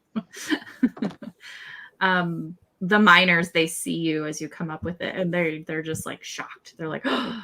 I'm going to declare this a victory for us. Look at what Barden was holding. He had this gold this whole time. He was literally holding onto this gold and not paying you. Doesn't that just make you angry? The posse say, this gold is for all of you. Now, would you please kindly leave the Barden residence? And the miners are just saying, like, yeah, like he gave us our payment. We need to divvy it up. And the miners are like, well, who's gonna go do that? And they're like, well, we need to take it to the banker. He can do it. And they're like, yeah, we'll take it to the bank. And then they like are like kind of like fighting over who's gonna take the gold nugget to the bank. And well, I will take the gold nugget to the bank. And they kind of look at you, Bailey, and they say, well, but it's ours. Well, Jameson's the one holding it, so technically it's his right now. And the posse man kind of sees what's going on and says, Barden said to give it to the miners. Yeah, Barden knows the miners a lot. Yeah, that's our payment. Jameson, you should give that here so we can take it to Mr. Frank and get it divvied up. Sure, here you go. Give it to the closest miner. Okay, and then that miner like immediately is just like kind of like super excited. He's never seen a gold nugget this big before, and he's just like kind of like patting it just a little bit. No one has. That the other gold. Wait, miners are like, well, why don't we all walk together to the bank? But someone like kind of reaches for the gold nugget, and the person who's holding it just kind of like pulls it out of the way, and suddenly there's like a little bit of a scuffle as everyone's trying to like grab at the gold. all right, I'm going to encourage the fighting. But also, no one thinks it's strange. You all miners haven't seen gold in the mine for months, and yet Barton just has this giant chunk of gold sitting here. No one's questioning where this came from. They really aren't like they hear you, but they don't really care because there's gold here now. They haven't seen it in so long. They're just like suddenly fixated on this thing. The person who ends up with the gold runs out of the house, and all of the miners follow to make sure that this person is going to the bank like they said they would. Now, Bailey and Jameson, you know that the bank's not open tonight, right? Correct. Usually it closes during, after the evening, after business hours are over. And so you're not exactly sure what they're planning on doing, but you do know that also Mr. Frank lives at the boarding house. And so if they're going to try to find him, they're probably going to go in that direction to kind of wake him up or get him out and kind of. Well, let's use the chaos to escape. I don't know where everyone else is. Apparently, we're not getting anything from Barton today, but can we use this to like sneak into the farther into the house? All of the fighting and arguing about the gold. If you'd like to, you're welcome to try. Well, Jameson, Jameson. I mean, we haven't got the book. We need the book. So are we up the stairs yet at this point? Yeah, you can be up the stairs. I'm not going to go up the stairs. Okay. You're not? I'm going to stay hidden because I just feel like, Okay. I know, tentacle monster. But I don't know that. But yeah. Go ahead. Sorry. I want to stay hidden behind the stairs. Okay. But Molly, Okay. you want to go upstairs? I'm going to go up So and tell them to try and get them to come back down with us because I think the four of us have a better chance than just the two of us. Can we step outside for a minute and have a conversation real fast? So I filled them in on everything we just saw with the books and how they're going to use this to make gold and put miners in there and kill more of them to not anger something or someone. Yeah, that makes perfect sense. Well, I mean, I sure. My thing is, if we get that book, they can't keep doing it. But I think that more people are probably going to die if they do. So. I'm kind of the mind we should just burn the building down with Barton inside it and be done with it all. Again, he never plans on murdering people. It just happens. This is not the worst plan. This is not the worst plan that I've heard. I would say thumbs up to that plan, but I'm not there. And you're in the basement if we burn the building down. Yeah. Yeah. Well, Yeah. And so I mentioned that. I Be made too it good. up. I can't. I mean, she's been a little loopy since, she got bonked in the head. On her. Yeah. Mhm. I mean, I hate to say it, but this is not the worst plan I've heard. The needs so. of the many, Yes. We keep getting outturned at every angle by Barton. I'm thinking maybe we just need to, Mhm. a little off the wall thinking. Well, we can at least smoke him out and cause some chaos, and maybe we can get the book, because he's not going to let the book burn. It'll be vulnerable. He'll have it with him. I guarantee it. How many doors does his house have? Like to exit entrances? Okay. Yeah, there's definitely one in the front, and then there's one in the back in the kitchen area. So we just kind of watch both doors, toss a couple candles and some oil and some lanterns and maybe a barrel of gunpowder or something through the window and just kind of see where it goes. Just see where it goes. I'm going to stick my head into the doorway and just psst, psst, to Katie and try and get her to come up, but be quiet about it so that they don't hear. They're doing magic-y alchemy stuff in the room and the door's closed. They're not going to probably hear me Probably sing. not. Yeah. But yeah. Katie, while this powwow's going on upstairs, Okay. and you hear actually this sudden abrupt stop to whatever sound was coming out of that room. And then suddenly you hear this kind of moaning sound. And then this moaning sound kind of gets louder and louder, and it turns into a scream, like a very obvious scream, like the preacher is screaming, and suddenly you hear it stop. And then you hear kind of Barden and Pierre talking, and they sound a little upset. I'm going to sneak up on the door and listen more closely. Okay. Because I was underneath stairs, so Okay. I want to hear if I can tell what's happened. Okay. I need to intervene. I'll go ahead and let you keep that earlier stealth roll because they don't know you're there. Okay. As you kind of approach the door, you hear Pierre very distinctly say something about he went too far and did too much. We have to get someone else to do it now. And Barden says, was unfortunate, but you're right. And before the preacher had he had a rock and the book. Mm-hmm. Okay. And then Pierre says, well, perhaps Mr. Riggs would do it. And Barden says, no, Riggs is in on it. He'll know exactly not to read the book. He'll be wary of us. And they say, and then Pierre says, well, what about one of your henchmen? And then Barden says, no, I need them. And then Pierre says, well, if we must, I can offer my wife. Okay. And then Barden says, I like that. I like to see where your loyalty lies. Yes, I think she'll make a good replacement for... And then he doesn't say anything. I would like to do something. Okay. And by this point, you hear Molly kind of like trying to get your attention from upstairs. And I'm gonna be a second. I would like to try to open the door really quick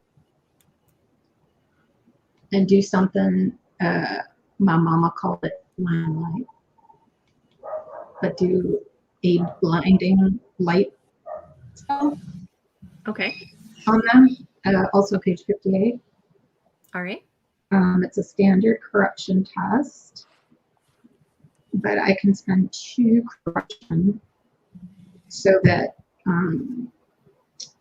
if I succeed, they will also lose their next turn. But I would like to blind them, grab the book, and hightail it out of there. Okay. Excellent. So let's go ahead and have you make your standard test. Okay. I'm scared.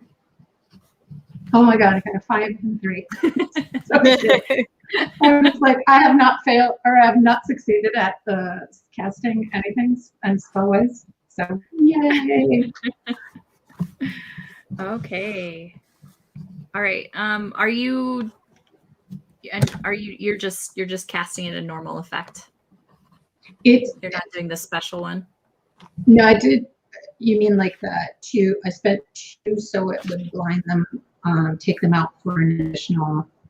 Like, I know we're not in a turn, but it seemed wise to have them incapacitated for at least another move so they couldn't just come after me because they'll be blinded. Sure. Cool. Okay, so let's go ahead and have you do this. So what this looks like is basically you burst in. Yeah. And how does this spell look? Like, exactly what are you doing to cause this to happen? I'm going to do what my mama used to do when I was little, and I never saw her do it after that because Daddy didn't like it. But she'd go, lamplight. And Mama was on stage. And so it just goes like this, and then it's like basically blinding light shoots out from where she's waving in front of herself. Mm-hmm. And in this case, will effectively like blind them, and they won't be able to see me either. Mm-hmm. So Excellent. I'm hoping I will be able to grab the book. Okay. All right. So as you enter the room, you notice that there's some kind of strange markings on the floor. And you also notice that the preacher is on the ground and his throat has been completely slit open and he's just like bleeding on the floor there. He's not quite dead yet, but he's going to be dead in just a few minutes. Wow. You see there's a little bit of blood on the front of Barden's shirt, and he had kind of a dagger in his hand. And you see Pierre there, and they kind of turn when the door burst open, but they couldn't see who did it. And so you absolutely are able to blind them with this spell. Cool. You're able to get the book where it kind of fell from the preacher's hand. When he obviously fell over from getting his throat cut, he just kind of like had it in his hand and it fell over onto the ground. You're able to pick it up and run out of there. Okay. Mission accomplished. Okay. And I'm assuming you just rush up the stairs and grab everyone and run out of the house by this point? Well, yeah, and I don't even know if it probably just took seconds, so I don't know how far Molly even is. So they've been able to start the fire or not. All right. So Molly, you didn't exactly see what Katie did, but you saw her run into the room. There was a flash of light, and then she runs out of there with the book, and she's running up the stairs with toward you. Mm-hmm. I just turn and start running with her. I can ask her questions later, but my best chance of survival right now is to not be just standing there asking questions about what happened. So. Are you saying they're going to start the house on fire and we have to get out of here and that whole thing, or we just? I don't think we got that far in our discussion. Okay. Right. Yeah. I just That's for sure. keep running. We can discuss the lighting fire part in a second. Especially since it's not my plan. I'm not the one that I'm good. Yeah. Okay. So the four of you just kind of run out of the house. Yeah. Okay. All right. As you're running out of the house, where are you planning on going now? I'm gonna wherever Jameson goes. Wait, what? Oh, do we have what we need to light the fire?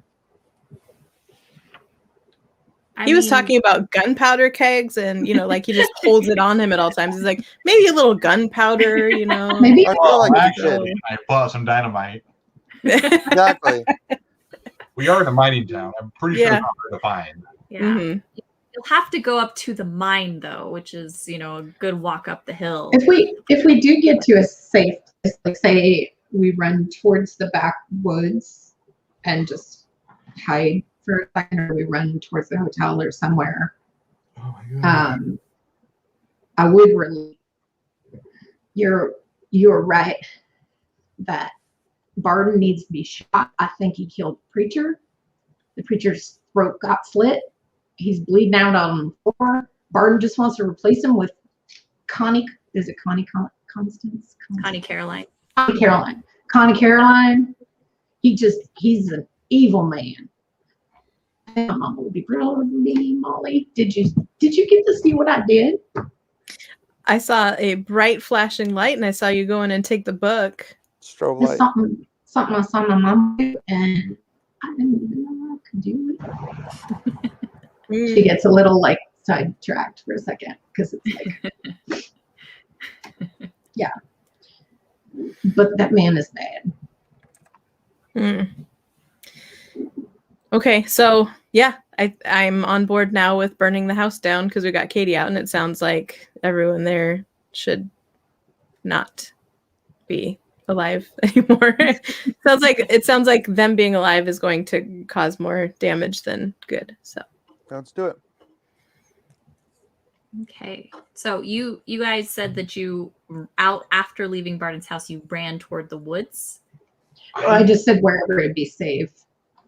Yeah, that's So what I I'm don't know wondering. if Where anybody- did you all think would be safe? I mean, so Yeah. I guess we go to the stables Okay. and we Okay. steal some horses and we ride to Katie's cabin. okay. I like that. I can't think of anywhere else that's going to be safe. I'm not terribly keen Yeah. on going through Weremoose territory again. Right. But Yes. I don't see a better. I'm bringing all my dogs this time. Okay. Yes. The dogs must come. I think we just live at Katie's cabin now. I think that's our new home. I think it This is is. our life now. Mm-hmm. We can guard it. We grab our guns. Yeah. We just head for the cabin. Okay. Yeah. Yep. All right. So we'll assume that you head for the cabin. Yeah. Now, Out of town. as you kind of enter the woods after getting the horses and going up the road, up the hill to the tree line, you all get this really bad feeling like you're being watched. Sure, that makes sense. Yeah. The hair's totally gonna does. stand up on the back of your necks. Yeah. Edgar definitely Yeah. is kind of like digging his little talons into your shoulder, Katie, because he kind of gets this shiver. And Jameson, your dogs start kind of yipping and just like getting really skittish. They're kind of worried about entering the tree line. I would like to look up. Last time, things were. This is how it felt when the treetop looked like Mm-hmm. a lot taller. Mm-hmm. And Katie, as you look up, you definitely can tell that one of the trees is a lot taller than it usually is. I'm going to punch the shoulder of whoever is closest. Like, look, this time, please don't go away. So I don't know who that is. Roll a D3. Who wants to look? I don't want to look. I don't want to look. I'm a 20, y'all. Okay, well, Katie's like, look, everyone, and you're Yeah. all like, no. Well, I emphatically, said that would earlier, be eyes for down. blue-eyed.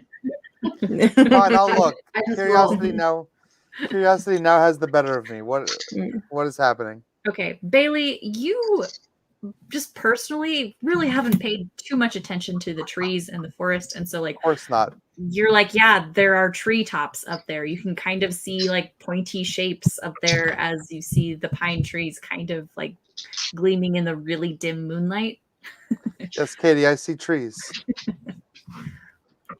No, but is it gone again? It's not gone, it's there, but Bailey, again, he doesn't really pay attention to the nature. He's Guys, more of a it's just people trees. person. I don't know. Maybe somebody else can see better. Hey, you. Yeah, you up there in those trees. Come on down here. All right, I stop at that. And I pull out my gun Tired because y'all making me feel like I'm crazy. And it's right there. I pull out my gun and I point it at Uh-huh. Katie. Katie, Oh, pointed at wow. Katie? Okay. Oh no. I don't blame you. Hey, McGraw, how you feeling? I feel fine. But Yeah? can you not see right there? Right up there in that northern pine. Look up. Okay, and Jameson, when you look up, you notice that, I mean, you kind of notice that the trees maybe look different. You're like, okay, whatever. But then the tree that Katie is pointing at, suddenly you notice that the kind of like the top of it starts to like open up. And you realize that there was just something with enormous wings. Cool. I shoot at Sitting it at the and top then of the ride. I shoot it and ride. I'm out. I'm done. Nope. For the cabin. Revolution has Okay. failed. I'm done. Get out of here. Okay. Well, it's 9:30. I think this is a great place to stop. We'll definitely pick up next week with won't. Jameson shooting at Not the next- thing that is No. unfurling large dark Wait. wings. Next week is Q&A week. Yeah, that's right. Yeah. Oh, that's Next right. week. So we'll have Yeah. to wait a 2 couple weeks. weeks before we find Great. out. So our lives will just hang in the balance for 2 We're weeks. Maybe- streaming next week. We're just not. We're Correct? so That's correct. Yes, a live next- Q&A. next week we're going to be on the channel, same time, same place, doing a live Q&A with viewers. They can ask any questions they want. We lost Ashley again. Uh-oh. Uh-oh. She heard you say you were done, so she just got out. She's Nope, fine. gone Right. out. Like, almost lost So we're gonna do a live Q&A. You can ask whatever questions you want of the players, of the GM, really anything. If an intrepid viewer wants to ask Madi, what's coming up for us, feel free. We won't stop you. You could probably use a little forewarning. And we're going to be giving away at the end to somebody who commented or asked a question. We're going to be giving away a free deluxe package of Tiny Cthulhu from the Kickstarter. So you have a chance to win that if you come and participate. So yeah. That's I exciting. know. I'm excited. And now we have to wait 2 weeks before. You'll win it, then you'll have to wait while we ship it after we ship all the Kickstarters. So sorry, but gotta be fair. Yeah. But yeah. Good grief. Good grief, Charlie Brown. No. Yeah. All right. Folks, you want to say where people can find you on the internet if they want to know stuff about you? We'll start with Madi. Okay. Well, you can find me and my work, most of which you can either purchase on Amazon or read for free online. And you can find lists of all of that on my website, which is madimurdoch.com. And I'm also on Twitter at Murdoch_Madi. Awesome. Gina? You can find me all over the social medias, and but best place probably is Twitter at Gina River. You can find me on Twitter at Loremaster Ryan, and on YouTube, Man vs. Meeple is the name of the channel. And then some of my role-playing stuff you can find here on Gallant Night Games. You can find me at Twitter at Alan Bahr, or Gallant Night Game at Gallant K Games, or GallantNightGames.com, or our Patreon.com/Gallant Night Games, or Facebook.com/Gallant Night Games, or our books in fine gaming stores wherever they are sold.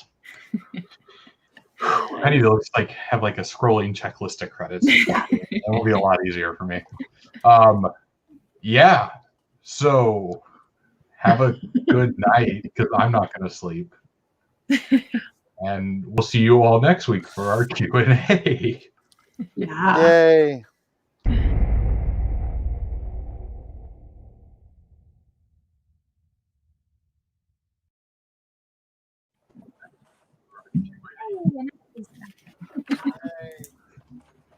Yay. Well, we survived.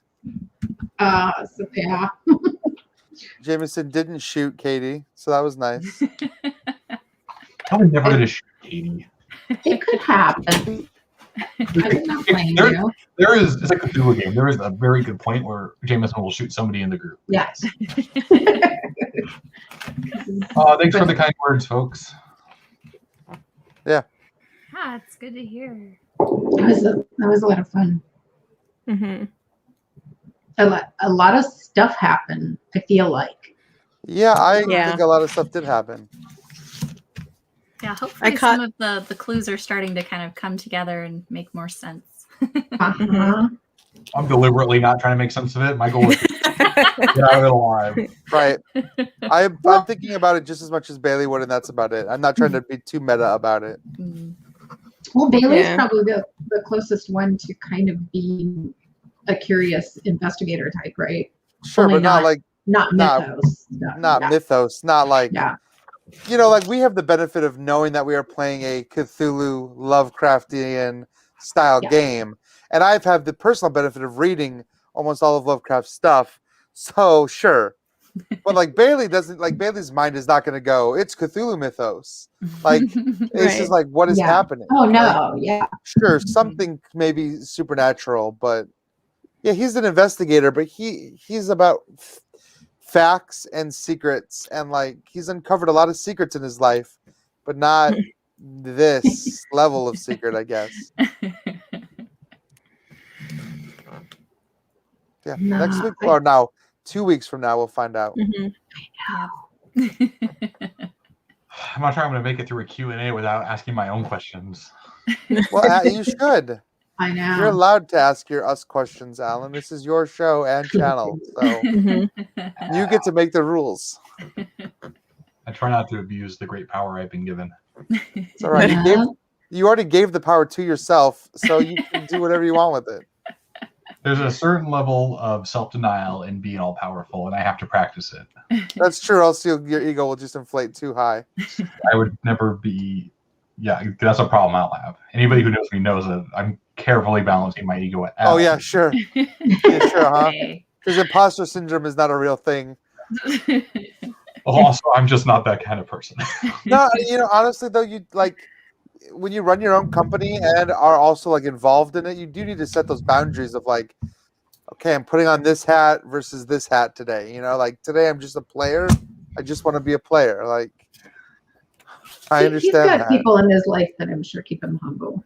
So I think Alan is the person in We his all life do. that keeps him humble too. Yeah. yeah. No, I'd say on the whole, this is a pretty humble industry. I think a lot of people that do this industry, like that work in the industry, came from a place of being fans, and I think we're all just like feeling lucky enough that we can even do this. Oh, I Like- have a theory we should talk about offline. It's a total Lord of the Flies thing. Lord of the Flies is everywhere. Well, that was an awesome session. Yeah. Yes. I'm not gonna be able to go to bed for a bit. I know. I like hurried up and got on the Facebook Live while my internet was. I don't know what's wrong with our internet tonight. So that's twice that the internet completely went out in my house. So, but I like Not good. hopped on my phone on Facebook Live so that I could watch it. And so I saw. I heard the end where you're saying that like giant wings unfurl. So I caught that, and I was looking at my phone. I was like, Oh. oh. So You missed yeah. all that? Huh? You missed that part. Yeah. There's something in the tree with wings, and that's all we know. Yeah. Yeah. As soon as the internet went back down again, I jumped onto Facebook Live so I could at least watch what was happening. Aw. So yeah. Yeah. So yeah. Well, Jameson pointed a gun at Katie. Yeah, so- that's true. I don't know if you were here for that part. I was there for that. So it was Well, so you didn't miss a lot then. Yeah. the part it was the part that it dropped out for me because when I started to watch it was really fun because my face was just like and it was frozen like that, which is perfect because of what was going on. It's just my surprise face. That's awesome. The tree top just opened up, and that's the part that the internet went down. And I think there's a little bit of a delay from Facebook to this because when I logged onto the thing, it was just like giant wings unfurled. So I don't think I really missed anything. It was like a 10-second delay. Yeah. Jameson So I think shot I at it though. That's also the part where it down is the part where my heart went down. So that's fine. Aw. my internet was trying to protect me. It's like mm-mm. I'm excited to find out what Yeah, that me- is and what happens next. All right, Wow. folks. Well, we're gonna head out. We will catch you all next week for the Q&A. It probably won't be a full 2 hours, but we'll see how it goes. I guess if we get enough questions, it will be. But until then, we will see you all next week. Bye. Bye. Bye.